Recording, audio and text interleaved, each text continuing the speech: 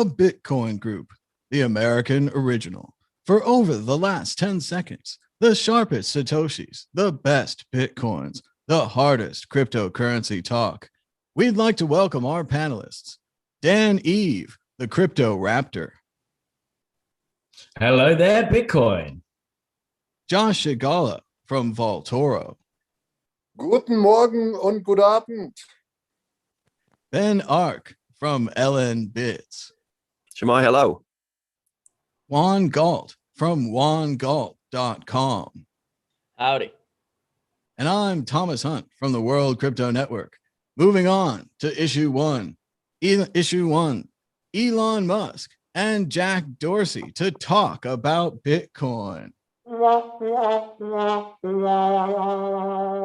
Two of the leaders of the business world are getting together to have all kinds of fun, jacking off about Bitcoin. Yes, Elon Musk and Jack Dorsey are discussing Bitcoin at an event called the B Word, and it's going to take place July 21st. Certainly, Elon Musk and Jack Dorsey will fix Bitcoin, solving all of the problems, being that they just joined Bitcoin about 6 months ago. Dan Eve, the Crypto Raptor, what can we look forward to when Elon Musk and Jack Dorsey jack off about Bitcoin? Well, I think there's going to be an interesting little debate. Hopefully, it's going to come off positively, and not going to be Elon kind of shitting on the green energy thing and just sort of moaning about that. But I've been thinking about that anyway. And although it's obviously bad in the interim, it kind of is good that everyone's switching. There is a kind of a public-facing switch towards the green the green energy. And Freudian slip. But I think it's good that we're actually heading towards a greener Bitcoin mining future with, even the volcanoes and El Salvador's going down pretty well. But the fact is that, Elon needs to be kind of probably educated a little bit more on Bitcoin specifically. And Jack seems like a good person to do it. He's obviously, part of Square Crypto and very big on Bitcoin. He's commented on multiple reports that talked about the actual green side of Bitcoin mining that's not talked about, and that's kind of brushed under the carpet by the more scary headlines of Bitcoin uses more than 500 El Salvadors or something like that.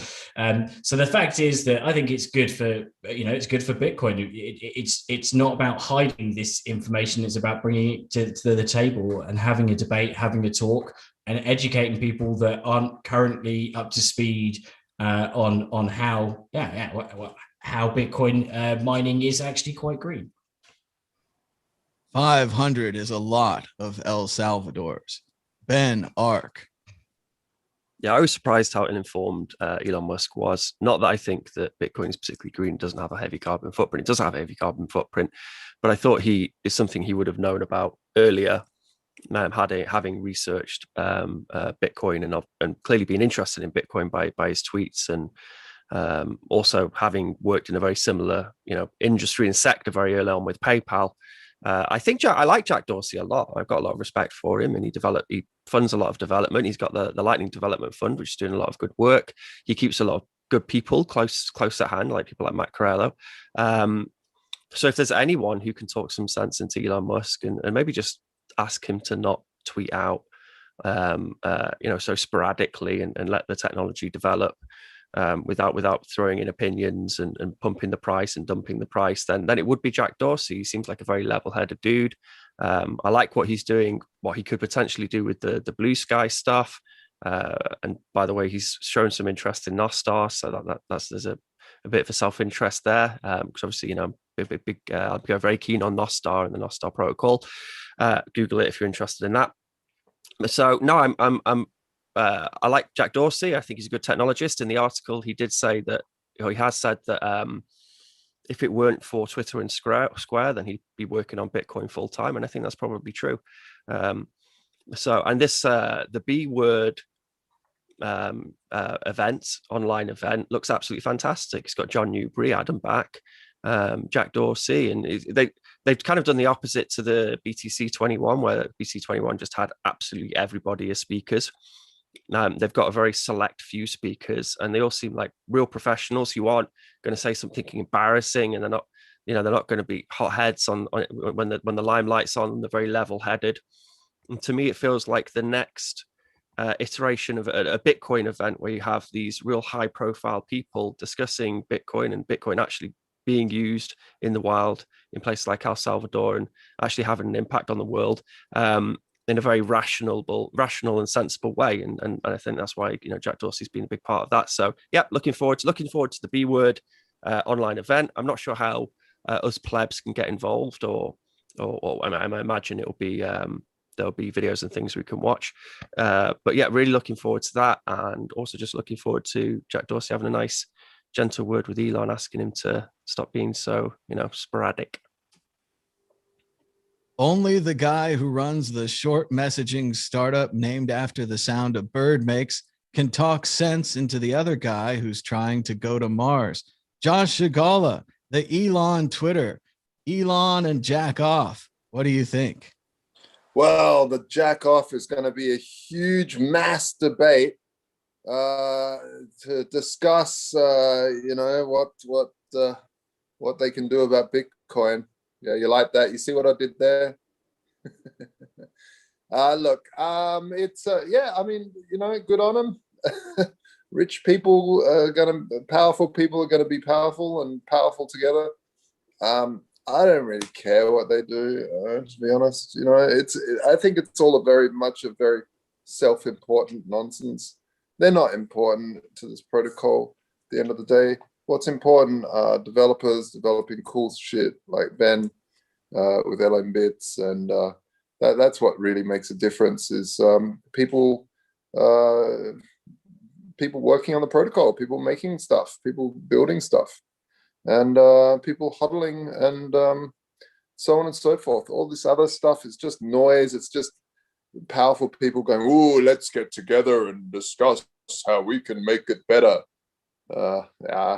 Get over yourselves, guys. You're not that important. You make cool cars. You have a good short messaging system. It's about it. Yeah.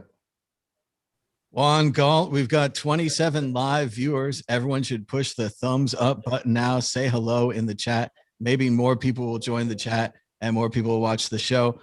But who's going to win, Juan? Will it be Elon and Dogecoin, or Jack Dorsey and Bitcoin when they have the first international jack off? Yeah. Well, I mean, dogs definitely would have an advantage in the jack off scenario. But sounds like Doge is licking his wounds right now, so maybe he won't be up for the sparring game. I mean, my first reaction, my gut reaction to it is like, I don't know about this conversation. The only scenario where I like this conversation is if Jack can demonstrate that he has that volcano energy, and he completely demolishes Elon Musk. That would be glorious. That would raise him up in respect, as far as I'm concerned. So the volcano blows the load. That's right. The mass debate. Wow, this topic's going somewhere. Completely just. It's going to the dogs. Juan, do you have more on this? Yeah, I mean, that would be the only scenario where I would be very satisfied with it. Every other scenario would be just like another drag of awkward PR for Bitcoin. And but I mean, I do. It sounds interesting, an interesting event, and I look forward to seeing a different way of demonstrating who we are to the world. Because Bitcoin 2020, I had a great time. I enjoyed the bombasticness of it, but it was also like, it was so mainstream, and it was so like. It was so big, so like Burning Man-esque, so like so it was so American, like huge conference, like almost ridiculousness, that I think we can probably present a better vibe to the world. Well, I, for one, am glad that these startup founders are here to tell us what to do with Bitcoin. I'm glad that Mr. Wonderful from Shark Tank is here to tell us how to mine Bitcoin sustainably, and that's the most important thing about Bitcoin. and the way that everyone else is picking out their own little number one feature and telling us that's the most important thing about Bitcoin, that, you know, it works for this country, it works for that country, or it works for this company or this website. It's just great. I think that it's great that the celebrities are here. For too long, Bitcoiners have had the trouble to think on their own, and you had to actually do your own research. And now these celebrities are here and you just follow your favorite celebrity. Like, I like Tesla, I like Elon Musk, therefore I like Dogecoin. So this is going to work out really well in the end. Not financial advice, but everyone should just follow their favorite celebrity. Whatever Paris Hilton wants to buy, that's what you should buy, especially if it's Dogecoin. It's not too late. Don't miss the boat. But we're running out of time. We're moving on to the exit question. Exit question: who would win in a fight? Dogecoin's mascot, the Shiba Inu, or Bitcoin's plucky mascot, the Alaskan Husky, known as Sats, the dog Sats.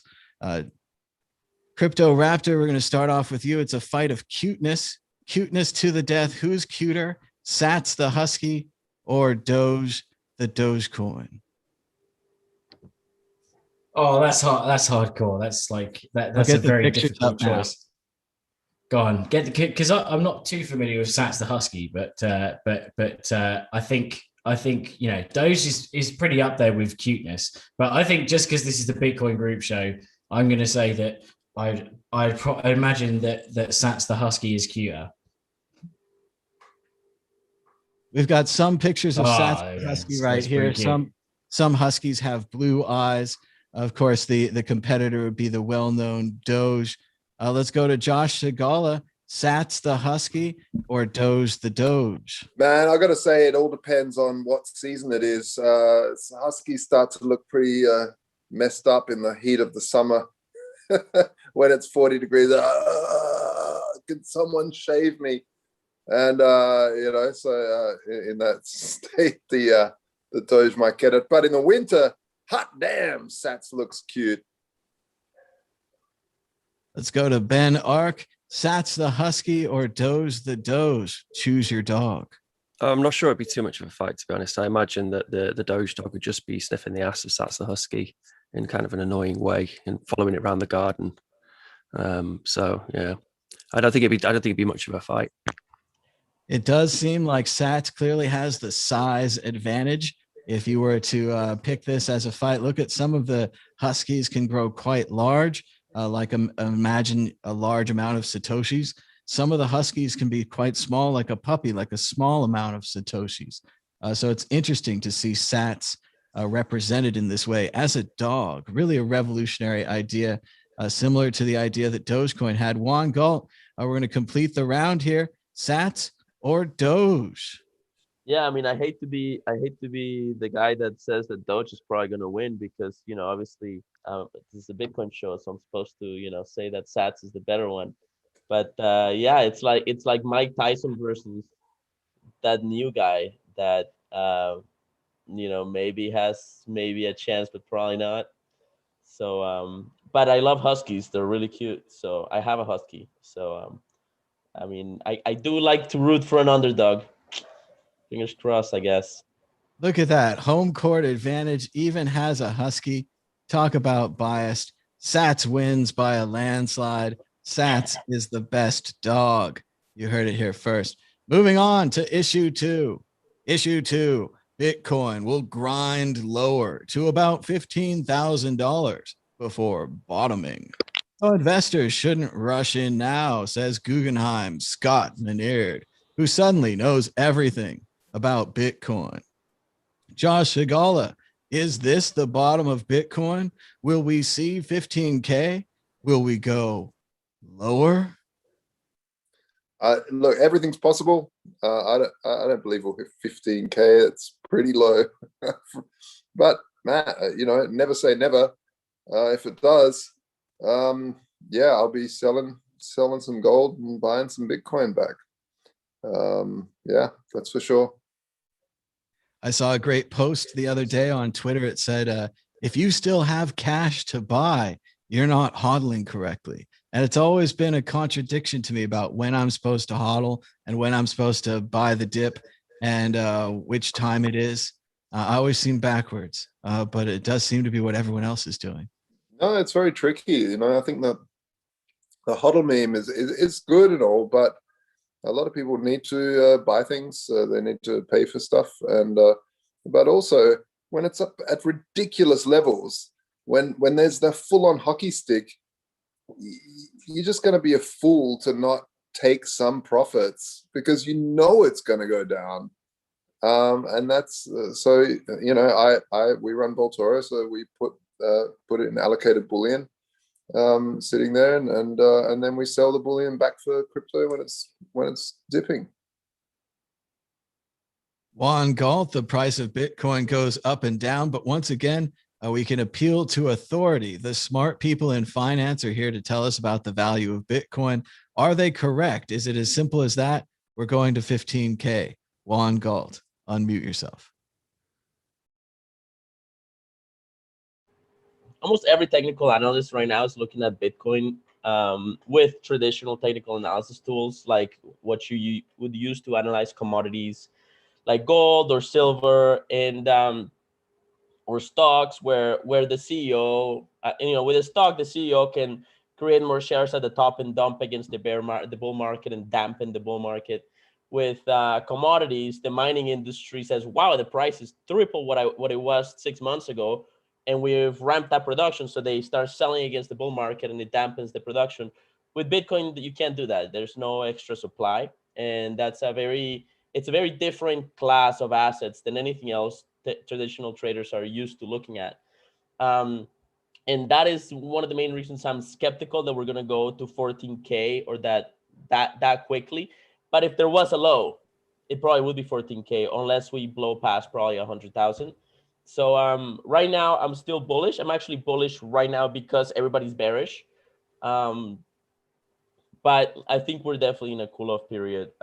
As far as what the mainstream sort of investors are saying, like, what they're positioning, hoping to be right and become famous for 6 months. So yeah. We've got 40 live viewers. Be sure to push the like button. It's free right down below. You don't even have to be live. Dan Eve, the crypto raptor, the price of Bitcoin goes up and down. ... Yeah, I'm definitely with Juan there about the fact that TA is it works for traditional markets, but as he mentioned about the supply, it's like static, obviously, apart from the halvenings, and it's a very community based. It's very community driven. It's driven by people's crazy, insatiable appetite for making money and thinking, oh, this Bitcoin's going to, or thinking that Bitcoin's dying and dumping it. Also, just a simple tweet can send Bitcoin going mental. And I know that there's synergies in the real world. When was it like Instagram that dropped when one of the Kardashians said that she wouldn't use it anymore or something like that? I know that there was a huge stock wipe, so it can happen, but it's just not as crazy as the Bitcoin world, and it's kind of a completely different kettle of fish. So although they're saying it could drop completely at the same time, and I'll kind of looping back to the previous question about this July debate. Something that would turn it completely is if by July magically, especially with the miners being decommissioned all over the shop in China, that at this debate, for example, Jack Dorsey kind of gives Elon enough information to say that he believes there's 51%. There's been a 51% green attack on mining, and it's now more green than not, and that could swing things completely. That's although it's bad, the negative impact of Tesla dropping Bitcoin after the big hype. I think that the massive boost that Bitcoin's going to get once Tesla's back in will be quite, it's going to be quite significant. But the actual, going back to the hash rate at the moment, the hash rate's actually dropped. It was pretty crazy low. I remember a peak, it was like 170 exahash or something, right? Right now it's actually 105. So it's dropped a significant amount from all-time high, and the price has followed that. That's one thing that I don't know if TA accounts for is like, you know, external variables like, you know, the price following the hash rate. But yeah, I'd like to see it go down to 15 so that I could buy some, because I'd sell everything.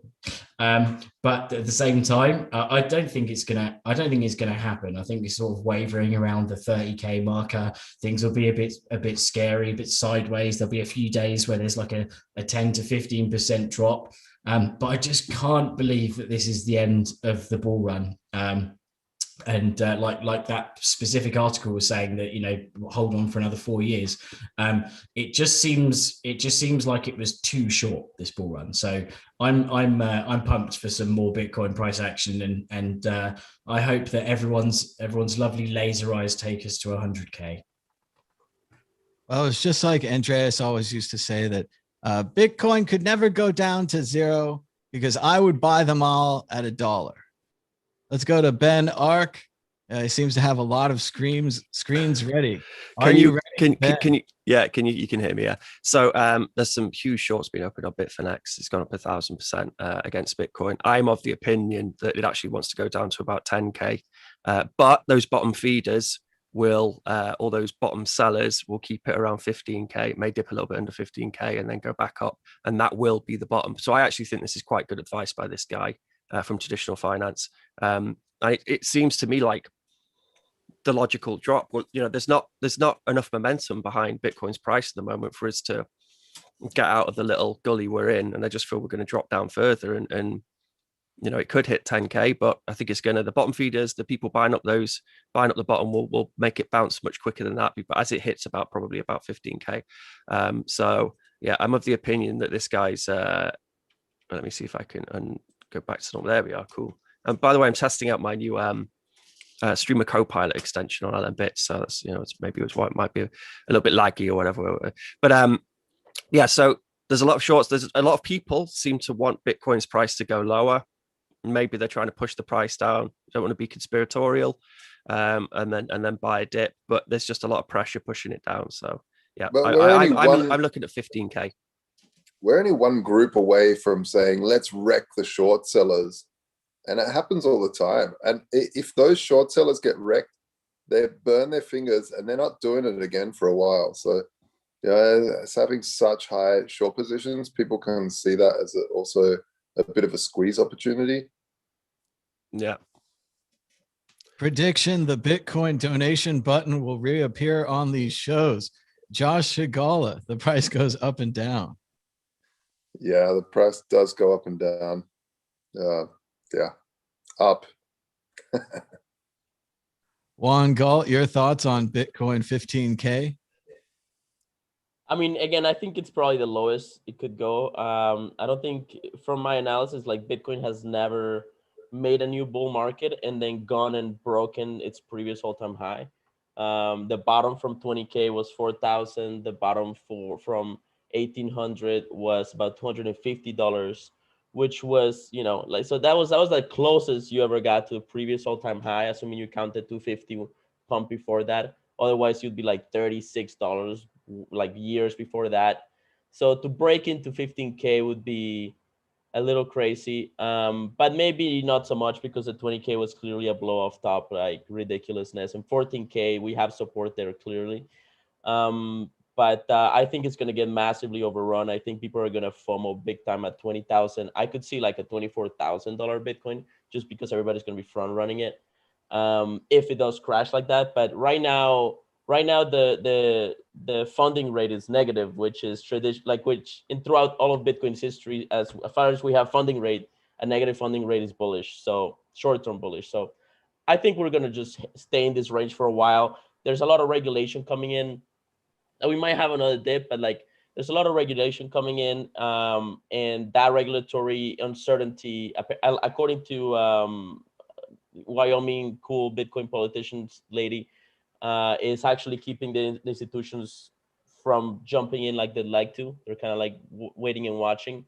There's definitely a coordinated effort to like take Bitcoin down a notch, and that was seen in this sort of, you know, storm of FUD that was initiated by Elon Musk, and who took all the heat, by the way. But it was like FUD for like 2 weeks straight, like world-class A-tier FUD for 2 weeks straight. So I think you know, I think we're gonna see how that plays out. I agree that I don't know that we have enough momentum, enough retail momentum to do a blow off top or to make a new all-time high soon. But I think I mean I could see us just ranging in this zone for a couple of years. Honestly, we'll see what happens. All right, we've got 57 live viewers. Still a chance to push that thumbs up button and subscribe down below while you're there. Now, forced prediction. Dan Eve, Crypto Raptor, the price of Bitcoin this time next week, higher or lower? I am going to go depressingly lower. But before I finish, I did see something quite funny, which was that XRP shields were like saying, oh, the Bitcoin price is hanging waiting for the SEC to rule on XRP, as if that's going to like impact on it may have a little tinky maybe, but I don't think that Bitcoin relies on XRP's price. That's for sure. Josh Sigala, everyone's waiting on XRP. No, no way. Yeah, and higher or lower? It'll be slightly higher next week. Ooh. Juan Galt, higher or lower? I think higher. Bucking the trend. Ben Ark, higher or lower? Lower, man. Like so much, we're in a different realm when you have, one of the richest people on the planet pumping the hell out of Bitcoin and then dumping on it. Like, yeah, the price. I was interesting to hear when there's strong resistance of 14K. I had a no coiner friend who's like doing a bit of trading and of regular normal stocks and things, and he was asking me about Bitcoin, and I said, I don't know where to buy. You should always buy Bitcoin, of course, a little bit, but not too much. And I did say to him that, look, if it goes anywhere near 15K or below 15K, just buy the fuck out of it, because it will then go up quite significantly. If you can't trust Elon Musk, who can you trust? And now the price of Bitcoin. This time next week, will the price of Bitcoin be higher?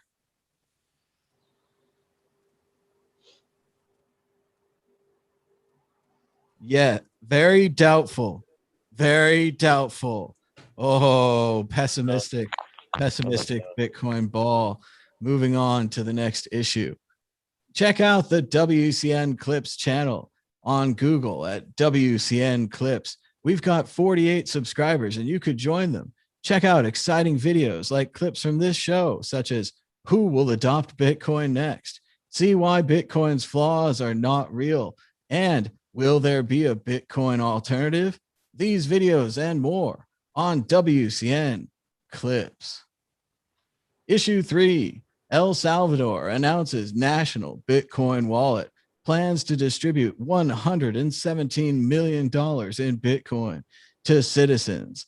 El Salvador's president announced that the country's official Bitcoin wallet, Chivo, would be launched in September and give $30 in Bitcoin to all citizens in El Salvador. Let's go to Ben Ark. El Salvador is continuing to move forward on their plans to make Bitcoin legal tender. And now they've got a national Bitcoin wallet and they're giving everybody $30. What could go wrong? Yeah, I mean, it's not ideal that this leader is so sort of anti-democratic. But what I will say is that, oh, someone tipped me. Nice. What I will say is that Bukele has access to a whole range of consultants, and this is going to happen forever because obviously more and more countries will adopt Bitcoin, but currently has the ear and access to all these incredible consultants and all these people who want this experiment to go very, very well. And he can just, he has everyone on the end of a phone group. Adam Back, he wants to call him, boom. Jack Mallers, boom, he can just call him. Jack Dorsey, probably, he could just call him. Gregory Maxwell, whoever he wants to get in contact with, he can get in contact with and have free advice and then free help to implement solutions. And that's quite exciting. So I'm with the rest of the Bitcoin community. I really want this experiment to work. There are lots of concerns around his, authoritarian slide from democracy and his, the way he devolved a lot of the judges who were against him, and he's removing all these barriers to his, authoritarian power. So that puts him in a position where he could just make decisions without any backlash or anyone questioning him. So if he's making the right decisions, then that's a good thing. But quite often it goes wrong, and these vanguards, they end up making wrong decisions. What I do really like, I'm going to share my screen again. How do I share this? Right, sorry, I'm doing that thing where I'm getting confused. Share. Here we go. Can we see this? Can you see this? All right, so here's a nice little video. So this gets me excited. Let's just have a watch.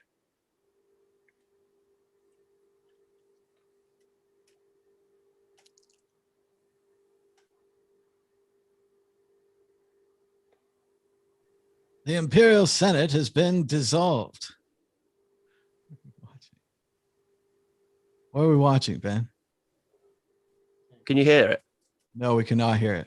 Oh, that's a shame. Sorry, I thought you could hear it.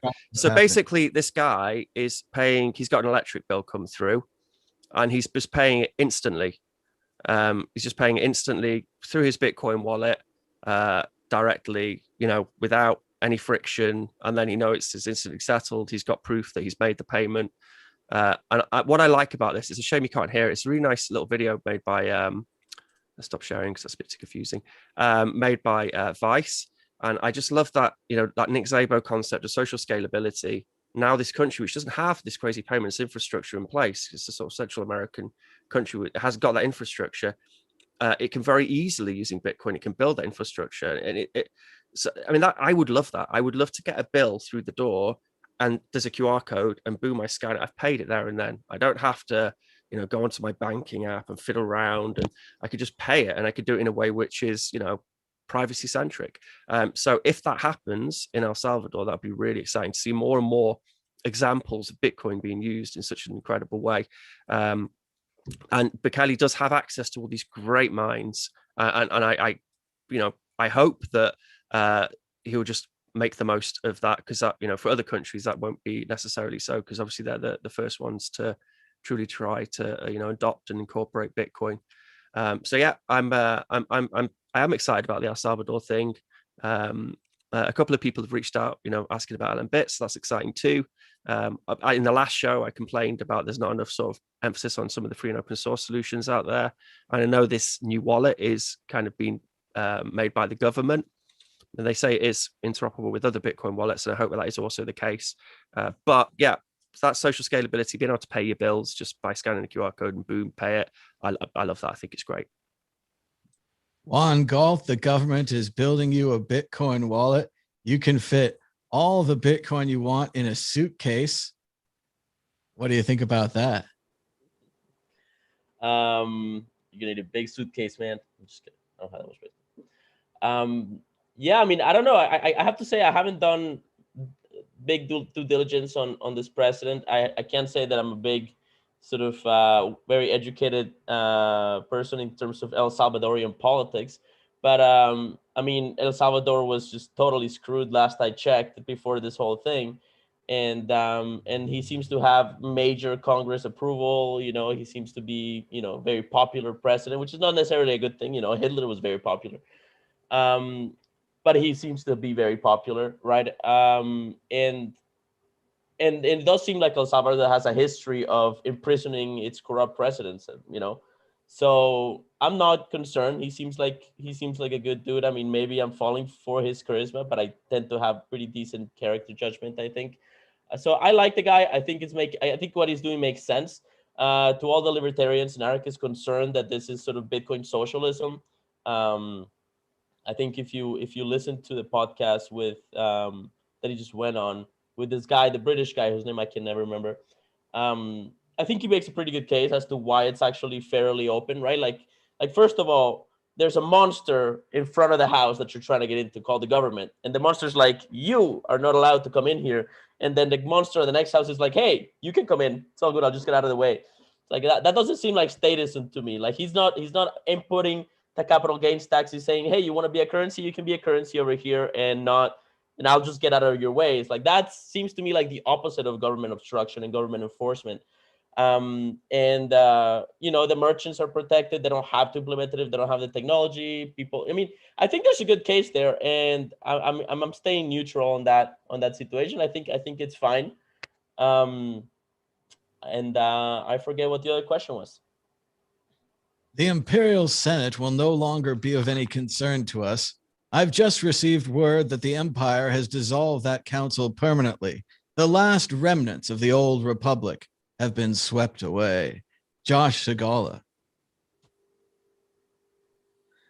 I think it's a really fascinating time. I think it's come early. So, but it's El Salvador because last bull run it was all the normies, the normal people, their mums and pups and the stuff. This time it was the Michael Saylors and the Elon Musks and the corporations coming in. And next time is the countries. I think if El Salvador can be, the first step, it'll be very, very interesting to see. What I find really fascinating is where's the money coming from to buy the $50 worth of Bitcoin or 30 that everyone gets? Are they printing that out of nowhere and buying real rare assets with it? Where is it coming from? That's a conundrum. It's an interesting thing. Who is selling their Bitcoin for a fake, fraudulent fiat paper nonsense? Well, if their previous currency was the US dollar and they're using the dollar in tangent, they can't print any money. So presumably they're selling the treasures of El Salvador. They're taking the people's money and using it to buy Bitcoin to then put into these wallets that the government is going to design. And everyone can trust that this will just go out smoothly. Yeah. And the other thing is, I really think that I said it last show as well, it's so important that they integrate Lightning Network into this. It just won't scale up to the level of country that's needed on chain. It'll just annoy everyone. So the wallet is being developed by Lightning Strike. So it's basically going to be it's probably a white labeled version of Lightning Strike. And I mean, okay, so the government is taking the taxes that they took from the people, converting it to Bitcoin, giving it back to people in form of Bitcoin. What's the problem there? That seems like a good thing. Yeah, sure. I mean, I'm not sure of the ins and outs. So I'm just interested in how they're doing it. So if that's how they're doing it, that's interesting. I've also been told that the regional governors now have direct control over their territories. Fear will keep the local systems in line. Fear of this battle station. Dan Eve, the Crypto Raptor, your thoughts on this amazing $30 giveaway in El Salvador? Well, I, for one, think that it's the coolest, biggest airdrop in history, like a countrywide airdrop, and not like that 2017. Bigger than Aurora Coin. Yeah, bigger than Aurora Coin. Iceland. Bigger than Maza Coin. Oh, bigger than the Native Americans. Bigger than Iceland. I think it's cool. It's bigger a country. than Jesus. Jesus Coin, very big I coin. get you in trouble. So the Binance pointed out that it's the tweet account that it's the first country to airdrop Bitcoin. So I think that's cool. Where they get the money from, I'm not sure about. The fact that they're saying one, it's it's going to be exempt from capital gains because its currency is a good thing, rather than so. Hopefully other countries actually follow suit and say it's a currency. But remember, they're also saying you don't have to accept Bitcoin. If you don't have the infrastructure, you don't have to. You can just accept USD, and then people can pay in their Bitcoin and it will convert to USD. So I think it's just nice that they're giving people the option. They could have enforced it or something crazy like that, but obviously that's pretty unfeasible and unworkable.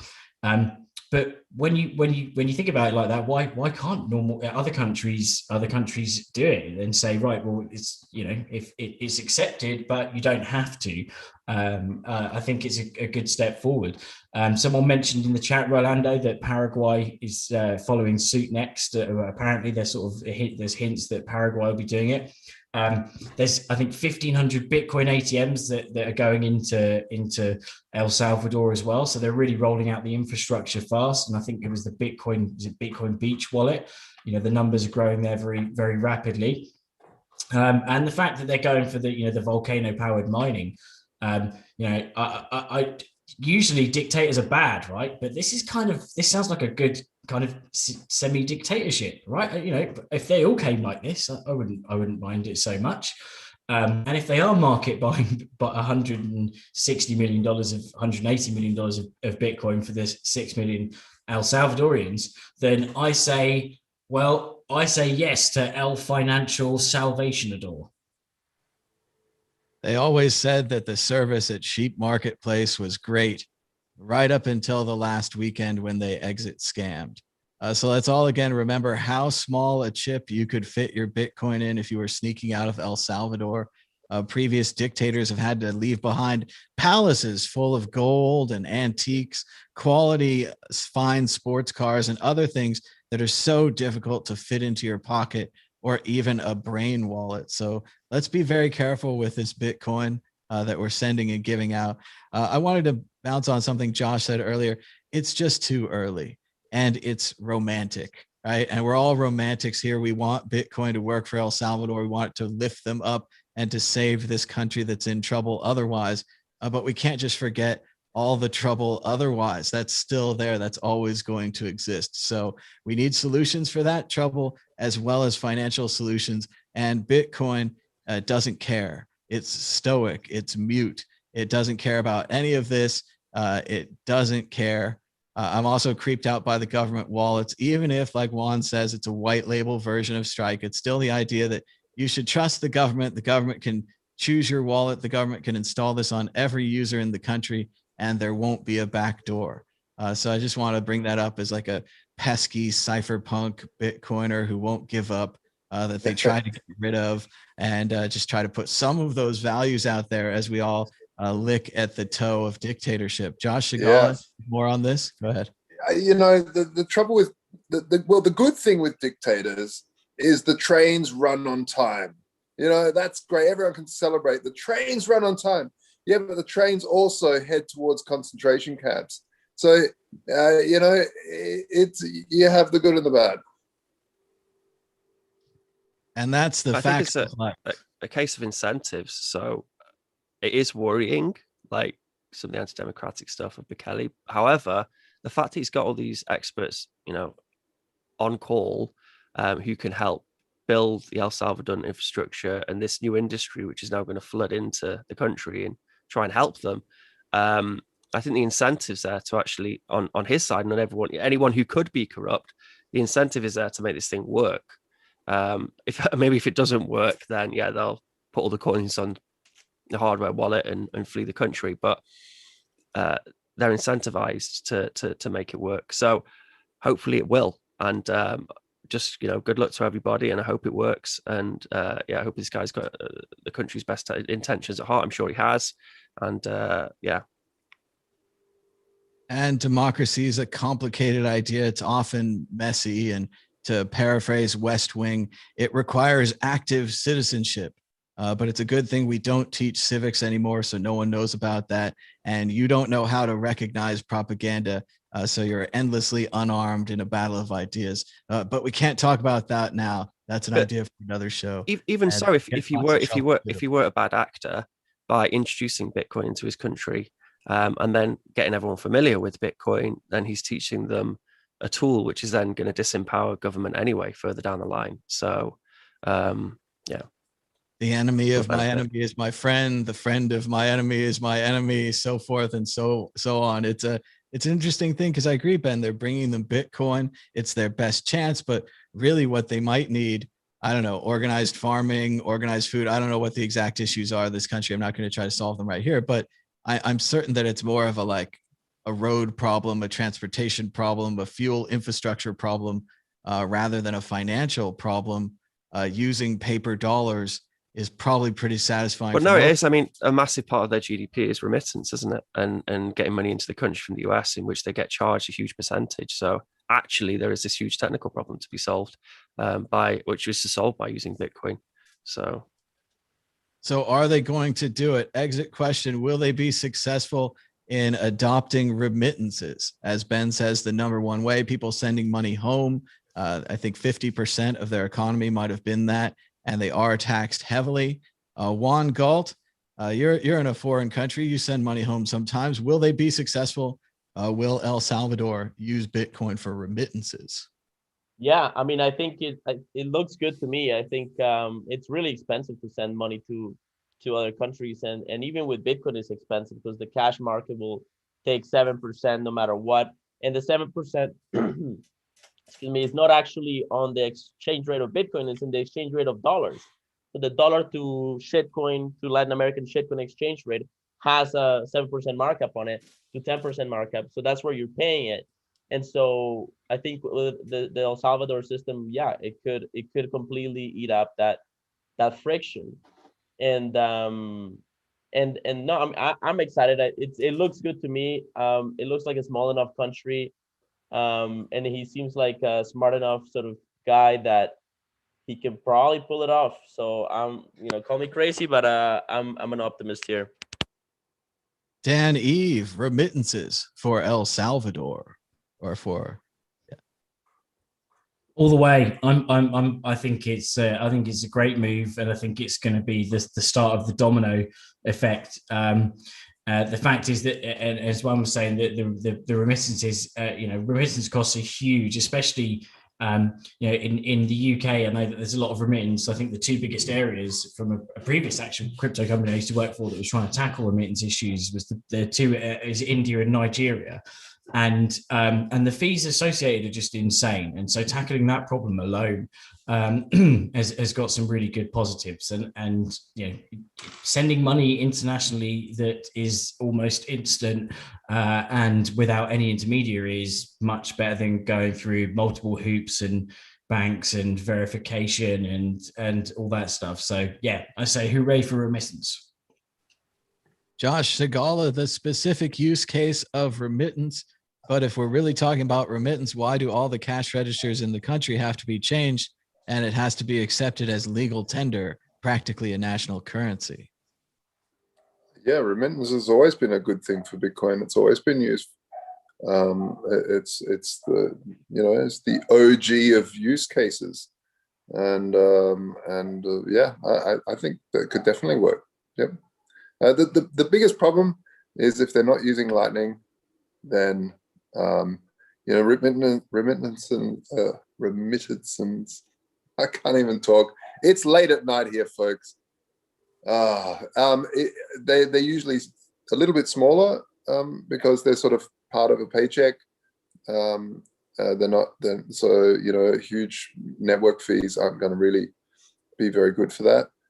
But if it's still cheaper than MoneyGram or some of these type of old school remittance companies, then the people will do it. Yeah. Ben Ark, the Lightning Network, sending money home for El Salvador. Yeah, it's fantastic. So if you imagine someone working in the US and they're sending some money back to El Salvador, it can, they have instant access. They can send it to their Lightning wallet. Their family member in El Salvador will have instant access to those funds, and they can spend those funds. So in an emergency or for some emergency use case, it's great. Companies like Western Union currently overcharge a huge percentage for those services, and it's really quite criminal. And then also, one of the reasons in which they're in the US in the first place is because of the USD hegemony and the control in which the US has had over those countries in the first place.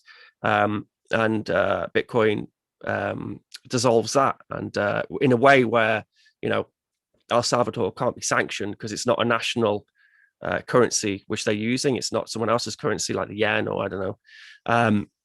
It's something which is apolitical. It's a medium of exchange which is apolitical. So absolutely, it's very exciting. So you've got social scalability, you've got cheap remittances, which can be, oh, well, yeah, nice. cheap remittances which can be used instantly by your family member, and it escapes USD hegemony. I can't speak either. Remittance hegemony. Yeah, super good, and I just hope it works. We've still got 55 live viewers. It's your chance to hit the thumbs up button down below. Subscribe while you're there. And it's interesting to think how in the past it was companies like United Fruit or Coca-Cola preying on Latin America, preying on Central America. And now the enemy seems to be companies like Western Union, overcharging people to send money home, not adapting to better networks. Western Union could already be offering their service at nothing if they had switched to the Bitcoin or the Lightning Network years ago, adapting to new technologies. Instead, they waited and continued to charge, probably knowing that this is coming, just like the cigarette companies before them, but wanting to just get as many customers as they can before they run out of time. Moving on to issue 4. Issue 4, John McAfee dead of apparent suicide in Spanish jail after court approves his extradition to the United States on tax charges. Eccentric antivirus company founder John McAfee was found dead of suspected suicide in a jail in Barcelona, Spain. McAfee died shortly after Spain's national court approved his extradition to the United States to face federal criminal tax evasion charges. John McAfee was 75 years of age. His widow is seeking a thorough investigation into John McAfee's death, saying that she spoke to him before his death. They had a positive conversation, no discussion of suicide, and that they had a plan to fight the charges in the United States. Juan Galt, John McAfee, antivirus founder, Bitcoiner, altcoiner, promoted coin of the day, and also threatened to cut off his own dick and eat it if the price of Bitcoin did not rise above 200K by, I want to say 2020, something like that. A colorful character, star of the documentary Gringo on Netflix. Just interesting right till the end. Juan Galt, your thoughts on John McAfee and his passing? Well, it's really sad if he's actually dead. Apparently he faked his death once already, so this would be that would be an incredible stunt to pull it off again in this situation. It sounds like John McAfee did not indeed kill himself. I am a skeptic and a conspiracy theorist all the way on this one. The better the conspiracy theory, the more I like it. I mean, it's sad to see his widow obviously torn up about this. Yeah, I don't know. It's messed up, but I guess if death and taxes are inevitable, maybe sometimes death is preferable. Josh Shigala, giving you the chance to join Juan Galt here. Your thoughts on McAfee's assumed suicide? Yeah, I mean, the guy said that I'll be if I'm not going to commit suicide. He even tattooed whacked onto his arm and said, this is proof that I'm not I'm happy here. I'm going to fight the charges. And he also mentioned if I get hung, it wasn't me or something like that. So it seems pretty weird, unless it's like the ultimate troll to troll move. But I met John. I got to hang out with him once. I feel pretty privileged. I think he as much love him or hate him for his pump and dumps, whatever. I feel it taught people what scams are. People burnt their hands. People said, "Oh, you can't trust cult of personalities." Aha, okay, got it. I'm not going to do that again. And this is the thing with the Wild West. You have to learn that these things. But the guy was an absolute colorful character, but he was also a champion of freedom. He really was, and he lived this weird lifestyle of like this drug kingpin, but without the drugs and without the kingpinage. Just like, they're coming after me. I've got to have as many guns as possible, and I've got to like constantly be fleeing and worrying and have massive bodyguards. And you know, you're like, dude, you don't run a drug cartel, you know that. Like, you just sort of John McAfee. But interesting guy, and actually really a gentleman in person too. And it was really sad when I got that news, man. Like I've been kind of down about it, you know, and I think, yeah, live free or die. This is the ultimate motto of the Americans, libertarian types, and yeah, if he did top himself because he was getting extradited to the States, which I find is very unlikely, but if he did, then it's definitely live free or die. He lived and died by that. We'll see. Yeah, rest in peace, man. Yeah, I never got to meet him, but the closest I got was at the Transylvania conference when my friend Theo Goodman asked him a question. And Theo came in kind of at the last minute and they shoved a microphone in his face. And they said, Theo, ask a question to John McAfee. And just right off the top of his head, Theo says, what's your favorite gun?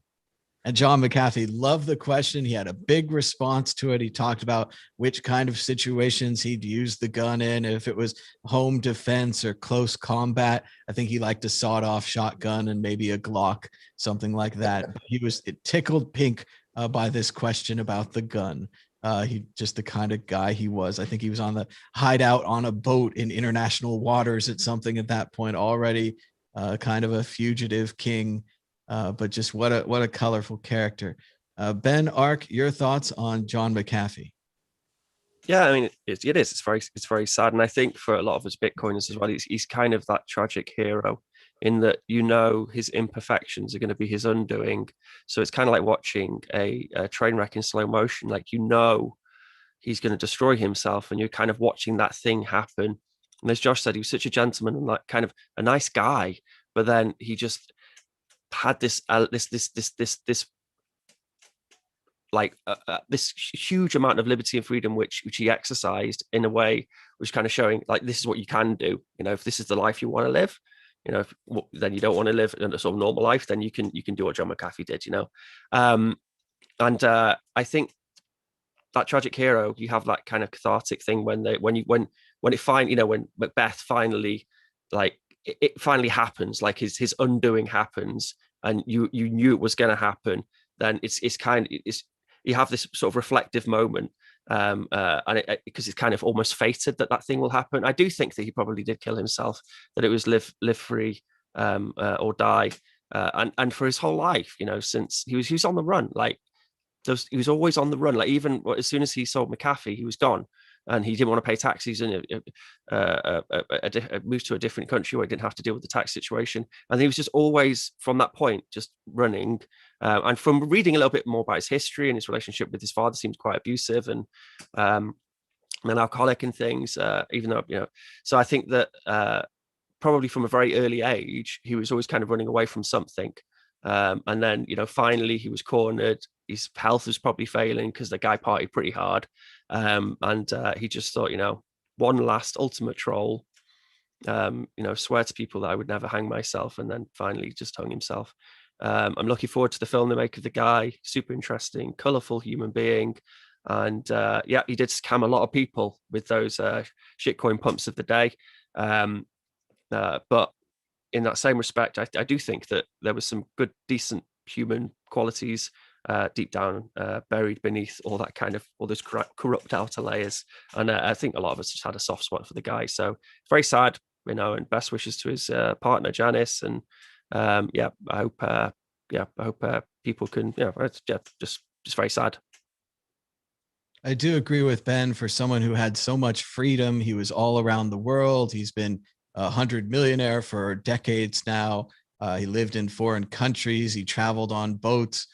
To be stuck in a cell and to see a possibility of never leaving that cell might have been too much. So all the false bravado he had publicly, even perhaps to his wife or his partner, might not have been there in the private.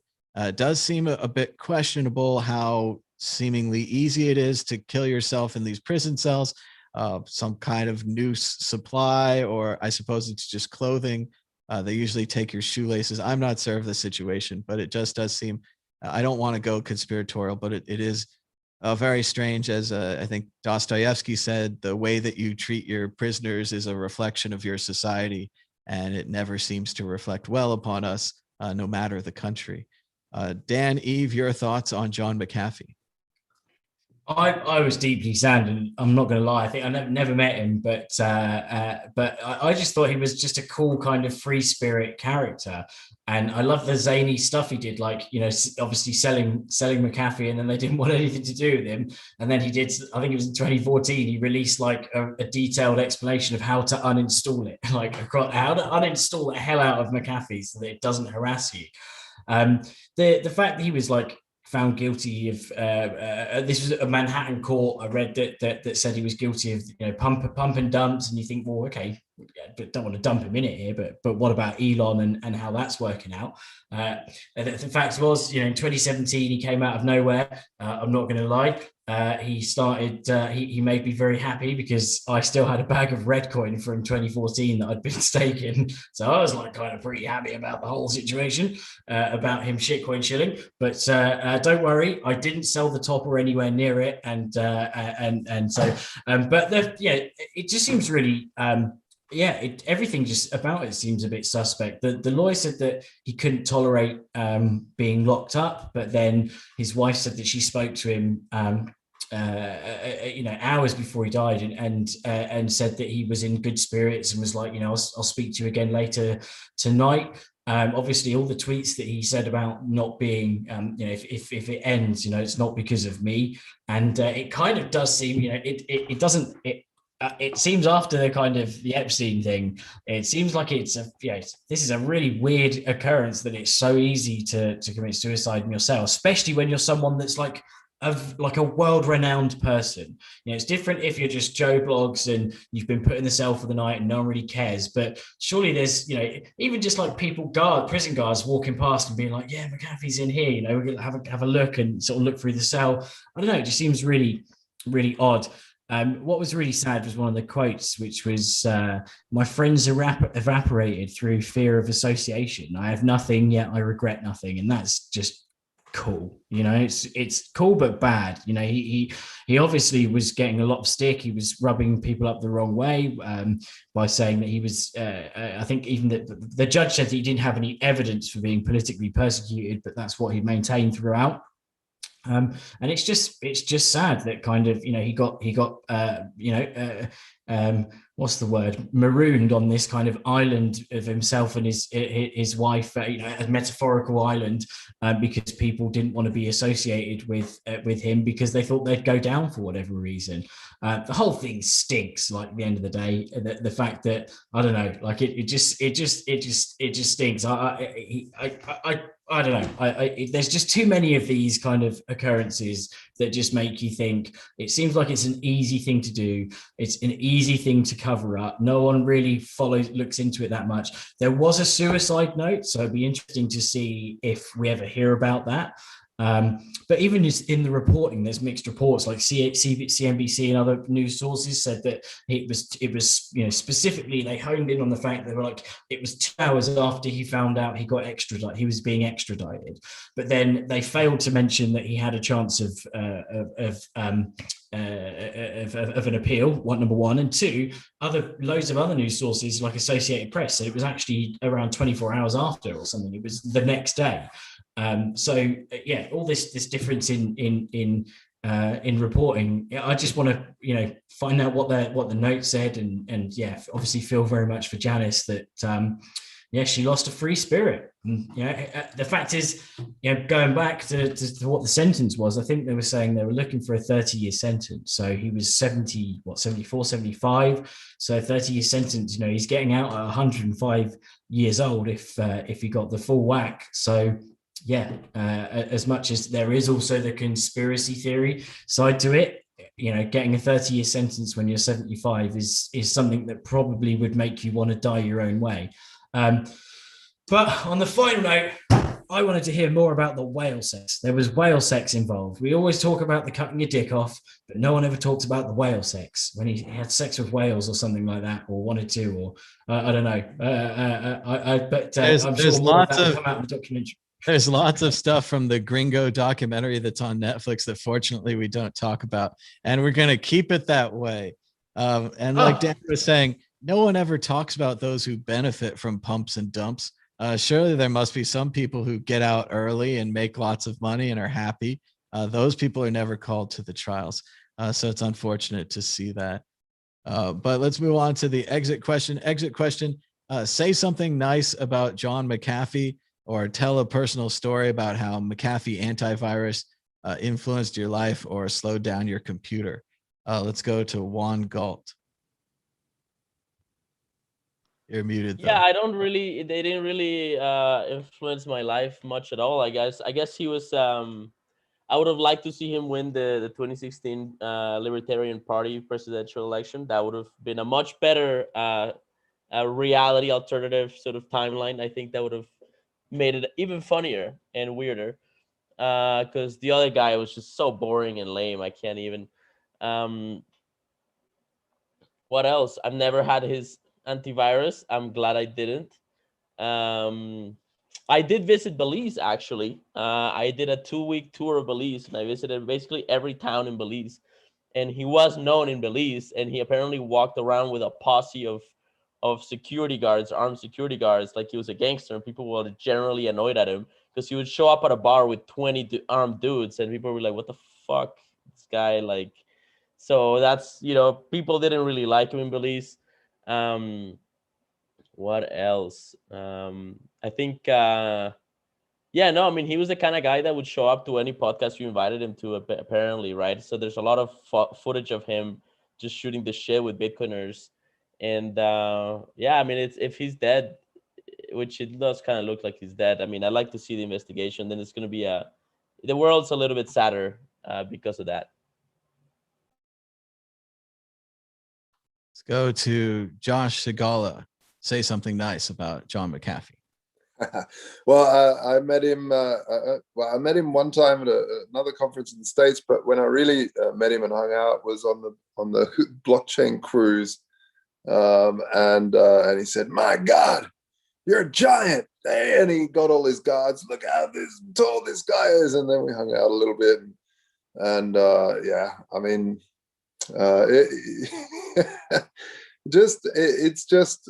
he was just a cool cat, and I like that he was so crazy, but then would get called into CNBC or CNN or Fox to talk about security of the iPhones and how he could crack it. And he was one of these people that just managed to get onto be like totally crazy. And I really, the first time I really woke up to John was when he created that whole video of him like lighting up his cigar with a dollar bill and sniffing cocaine and loading guns and stuff. It was, and saying, "I'm John McAfee from McAfee," and it went viral online. I was like, "What?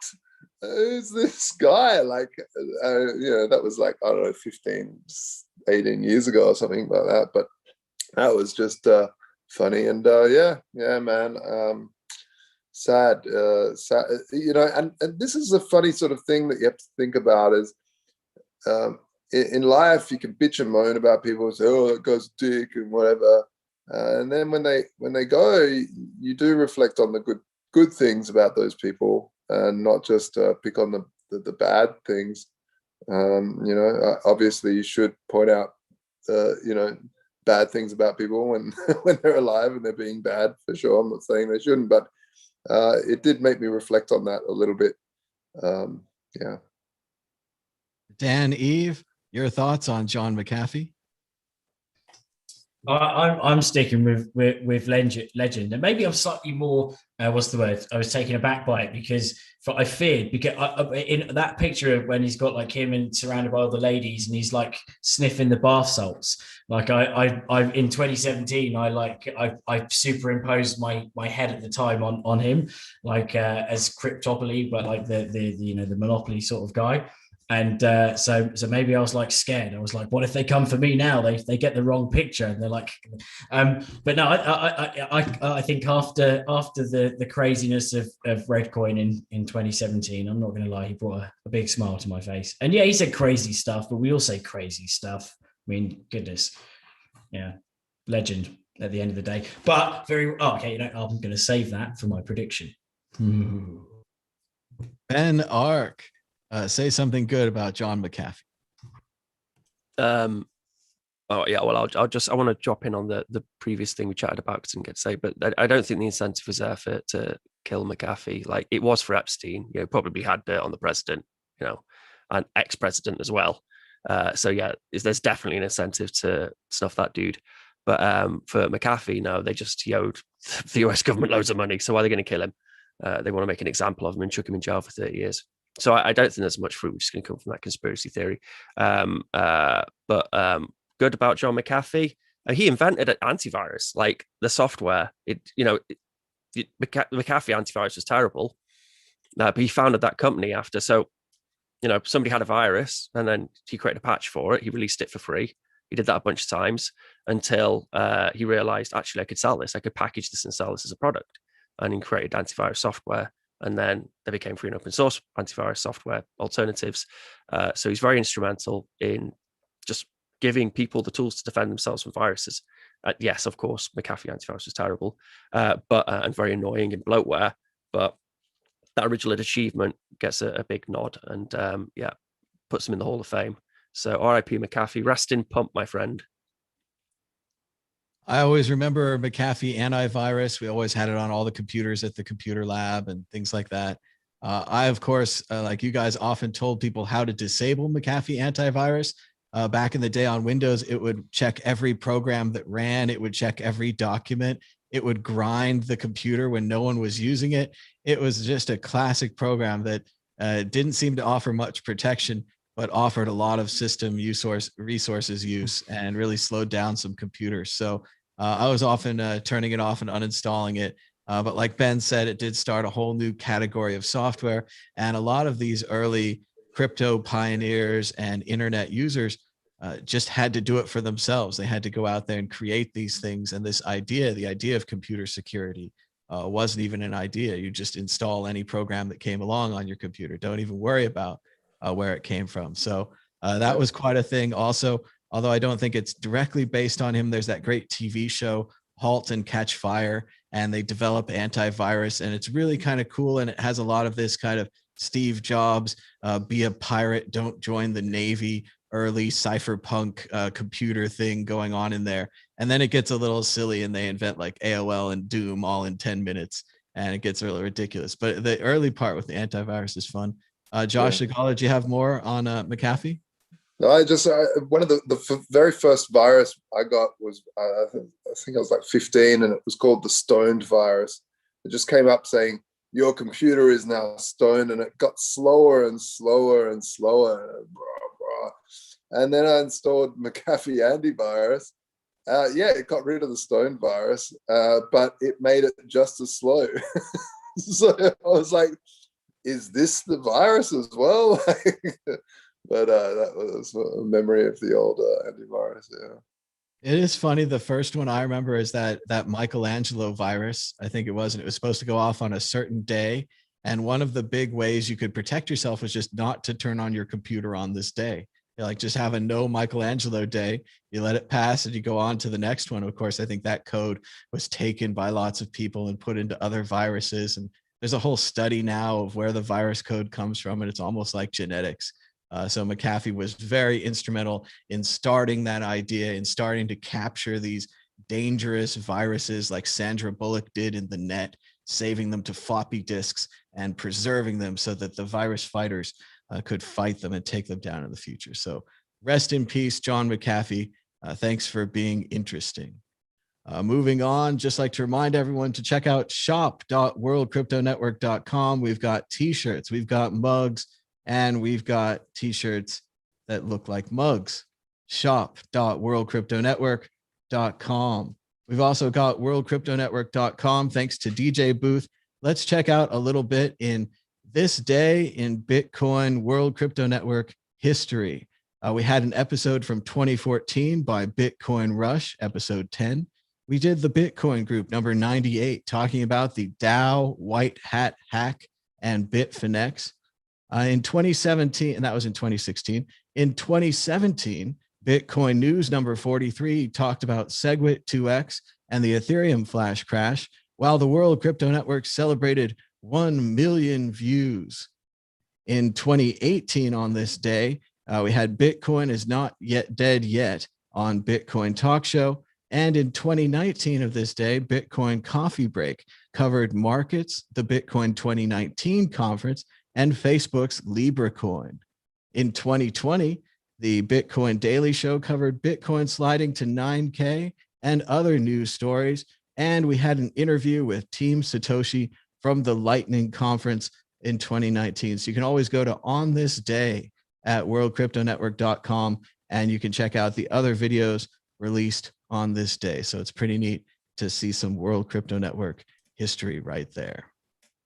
And now everyone's been waiting for Dan and his prediction that he's been saving for us. It's time for predictions or story of the week. Go ahead, Dan Eve. Well, it's not really my prediction, but I suddenly thought when I was reading, Snowden's sort of feedback on the situation, and so my prediction is probably going to be that maybe I don't want to hint at this. I'm obviously not spurring anyone on, but it does seem like if I was Assange, I'd be shitting myself right now because they can get you anywhere. No, I don't know. I think that's a sad prediction, but I think it's a possibility.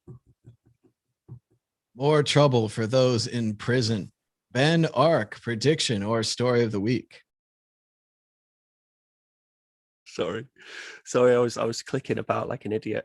Don't really got anything this week, to be honest. I've got the Streamer Copilot extension, which I need to do a little release for. I finally managed to finish that. It's cool. We're using WebSockets, and you get like a little, it's just great. Like just set for compositing this window with a little price ticker, which you can now have GBP and Euro as well on there as well.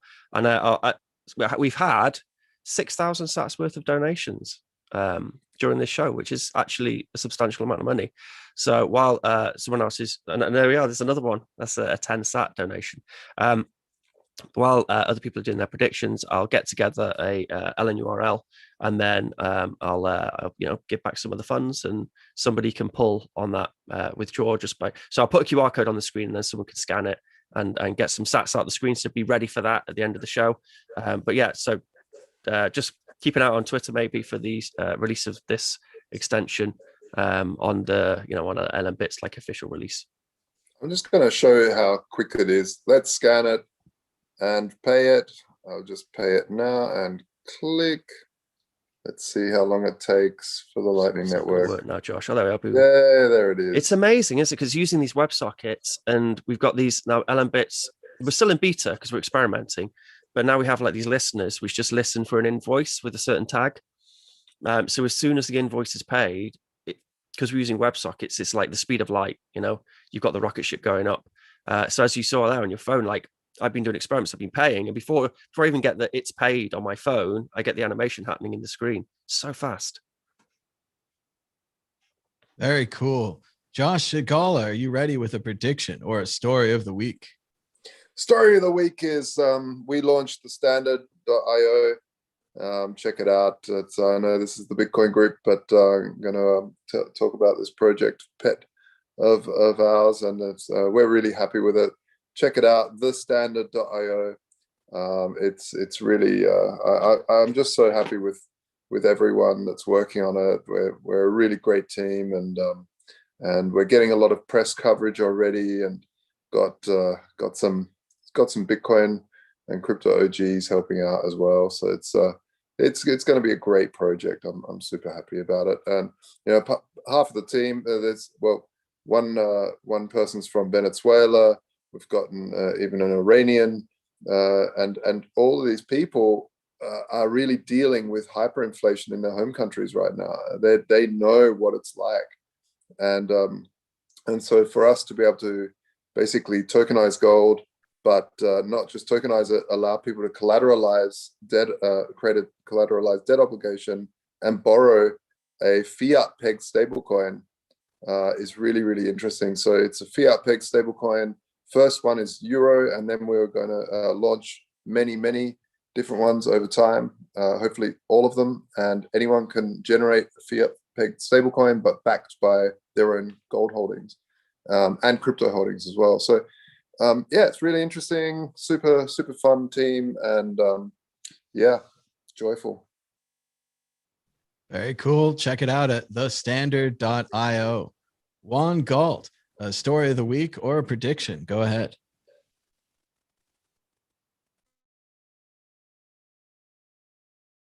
Juan Galt, you got to unmute though. Watch out there. Sorry.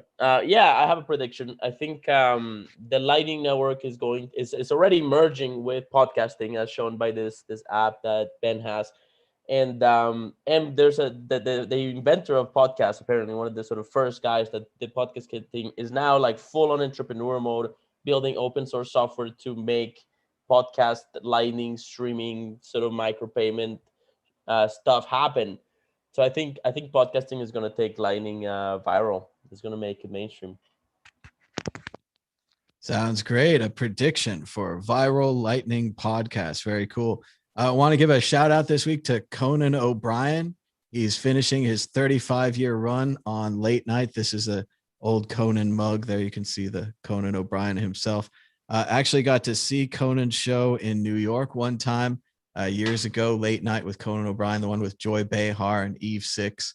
And it was really great. We sat in the front row, got lucky, shook Conan's hand. Like Josh, he's also a giant, just incredibly tall, lanky and skinny and thin. Always been very funny, very smart. Wrote for The Simpsons, wrote the monorail episode.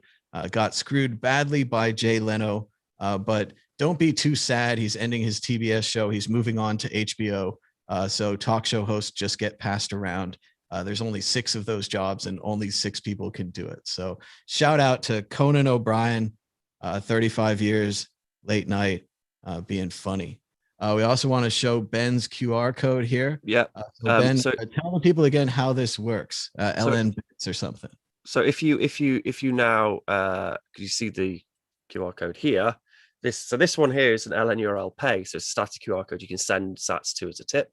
And then here is, because we've got so many sats, we've given some back out to the audience. So if you've got a Lightning wallet, you scan it, and then you can suck out 1,000 sats from the screen.